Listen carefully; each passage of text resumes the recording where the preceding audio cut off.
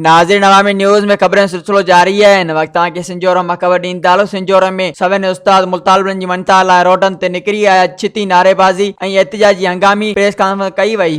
Basic education community ज़िले सांगड़ जे उस्ताद पारां basic education community जे school तंज़ीम जे ज़िले सदर सचल ख़ासकेली गुलबानू चांग दीन मोहम्मद उमरानी ऐं ॿियनि जो एहतिजाज कंदे चवण हो त वफ़ाक पारां साल 2003 में असांखे भर्ती कयो वियो।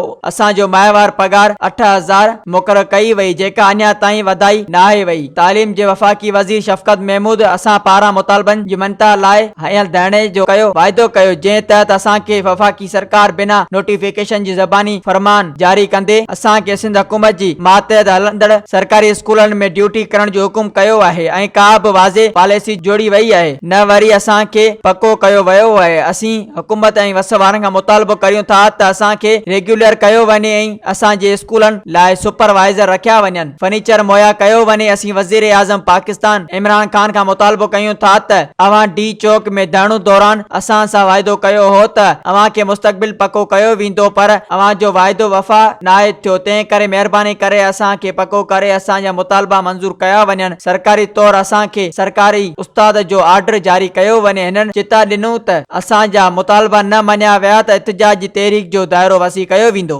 मज़ीद खबरों और तफसीलात के लिए विजिट करें हमारी वेबसाइट www.awamiNewsHD.com।